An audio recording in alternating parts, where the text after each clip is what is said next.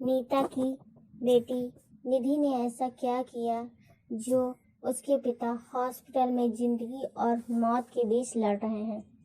Hospital के बाहर बैठी नीता आज खुद को बहुत अकेला महसूस कर रही थी। आंसू थे कि रुकने का नाम ही नहीं ले रहे थे। कल तक घर का क्या माहौल था और आज क्या माहौल हो गया है, कुछ समझ में ही नहीं आया। जो था वह हाथों से फिसलता जा रहा था। बस कोशिश में थी कि जो बचा कुचा रह गया उसे ही समेट लूं। किस्मत कैसे कैसे दिन दिखाती है।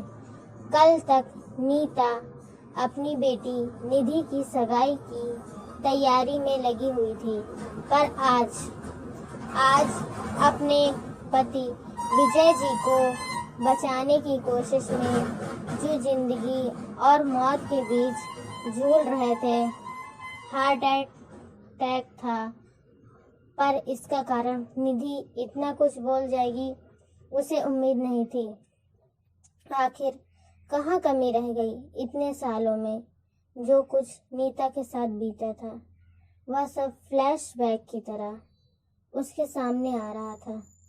जब नीता अजय की दुल्हन बनकर ससुराल आई थी, अजय के परिवार में उसके माता पिता और उसके 2 छोटे भाई थे, अनिल और विजय।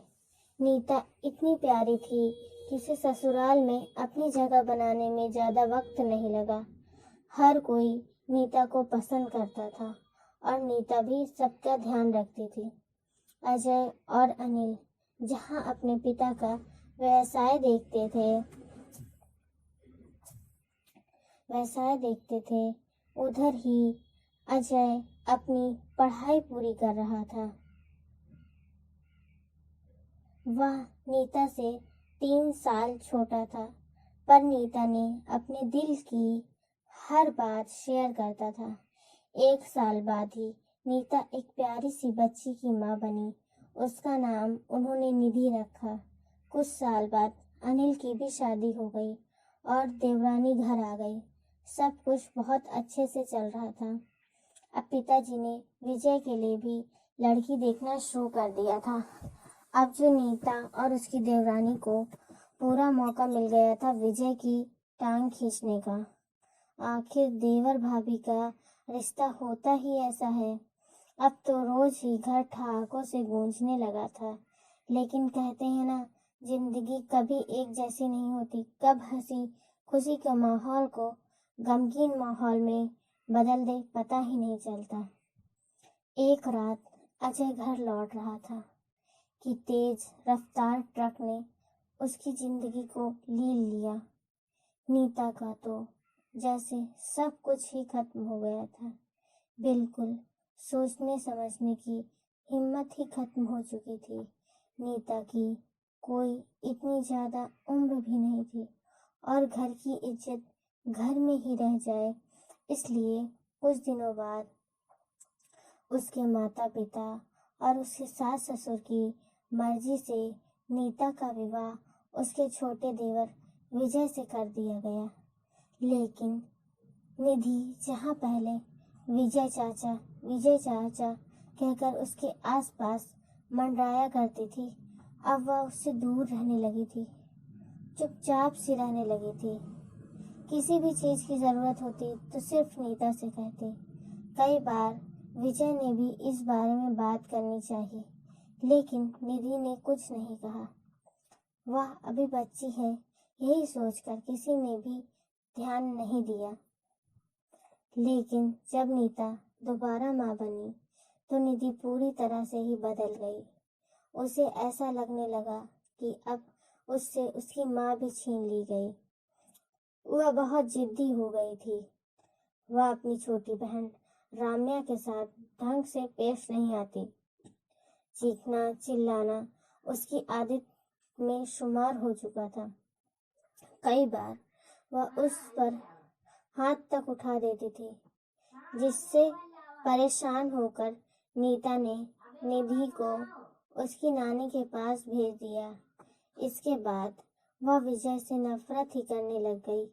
हालांकि विजय ने नीता के फैसले को गलत ही कहा, लेकिन निधि को यही लगा कि विजय के कहने पर ही नीता ने यह सब किया है। हालांकि विजय ने कभी भी पिता के फर्ज से मुंह नहीं मोड़ा।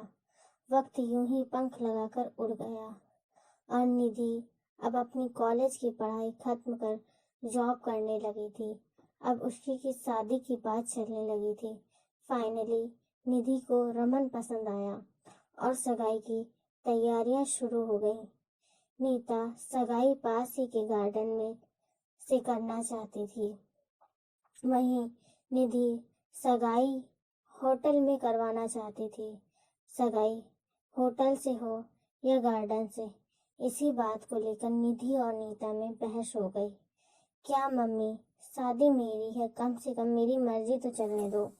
देख, शादी के लिए हम होटल बुक कर लेंगे, लेकिन फिलहाल सगाई तो हम पास के ही गार्डन से करेंगे। निधि ने कहा, यार आप प्लीज जबरदस्ती मत करो, इससे तो सगाई घर पर करवा लो। नीता ने कहा, निधि अभी सगाई में इतना खर्च करने की क्या जरूरत है। हाँ, मेरे पर तो खर्च करने में आप लोगों का काफी खर्चा हो जाता है। शादी में भी खर्चा क्यों कर रहे हो, किसी सम्मेलन में ही करवा देते। आपकी तो सिर्फ एक ही बेटी है राम्या, मैं तो कुछ यूं ही हूँ ही नहीं। अरे किसने कहा कि तुम हमारी बेटी नहीं हो, तुम तो हमारी लाडली बेटी हो, विजय ने कहा। आप तो रहने दीजिए, सब जानती हो मैं की जुबान मेरी माँ की है, लेकिन बोल कौन रहा है क्या मुझे नहीं पता। आपने क्या क्या छीना है मुझसे, मैंने क्या छीन लिया तुमसे बेटा, आखिर मैं पिता हूँ तुम्हारा। आप मेरे पिता बनने की कोशिश मत कीजिए। आप शायद भूल रहे हैं कि मैं आपके बड़े भाई की बेटी हूँ। मेरे पिता इस दुनिया में नहीं है। और रही छीनने की बात, आपने मुझसे मेरी माँ तक छीन लिया। इतना सुनना था कि नीता ने खींच कर एक चाटा निधि के गाल पर जड़ दिया, लेकिन इतने पर भी वह चुप नहीं हुई। आज तक उसके दिल में जो भी भरा था, सारी भड़ास उसने उस समय निकाल दी। थोड़ी देर बाद विजय जी अचानक से गिर गए। उन्हें हॉस्पिटल लाया गया तो पता चला कि हार्ट अटैक है और उनकी हालत क्रिटिकल है। नीता यह सब सोच ही रही थी कि इतने में निधि और राम्या भी हॉस्पिटल आ गई। उन्हें देखकर नीता ने कहा, निधि तुम जाओ यहाँ से। आईसीयू में जो शख्स है वो मेरा पति और राम्या का पिता है, पर तुम्हारा कुछ नहीं है। वह शख्स जिससे हमारी खुशी के लिए अपने अरमानों को छोड़ दिया, क्या उसके शादी और अपने लाइफ पार्टनर को लेकर कोई अरमान नहीं थे, जो उसने एक विधवा एक बच्ची की माँ से शादी कर ली। वो तो तुम्हारा पिता बन गया, लेकिन तुम उसकी बेटी नहीं बन पाई। मुझे माफ कर दो माँ, मुझसे गलती हो गई। माफी मुझसे क्यों मांग रही हो, उससे मांगो जिसका दिल दुखाया है तुमने। अगर उन्हें कुछ हो गया तो मैं तुम्हें कभी माफ नहीं कर पाऊंगी। थोड़ी देर बाद नर्स ने आकर कहा, विजय जी को होश आ गया है और वे निधि को याद कर रहे हैं। वह कमरे में गई तो विजय जी उसको देखकर मुस्कुरा दिए। निधि, मैं ठीक हूँ बेटा, तुम्हारी सगाई मैं होटल से ही करवाऊंगा। मुझे माफ कर दो पापा, मुझसे गलती हो गई। आप ठीक हो जाओ, बस यही काफी है। निधि के मुंह से अपने लिए पापा सुनकर वो बहुत खुश हुए। बस मेरी बेटी मेरे साथ है, अब तो मैं ठीक हुई हो जाऊंगा। निधि ने अपनी माँ से भी माफी मांगी और सब ने निधि को माफ कर दिया। फिर निधि की सगाई रमन के साथ गार्डन में कराई गई। ये कहानी आपको कैसी लगी कमेंट्स में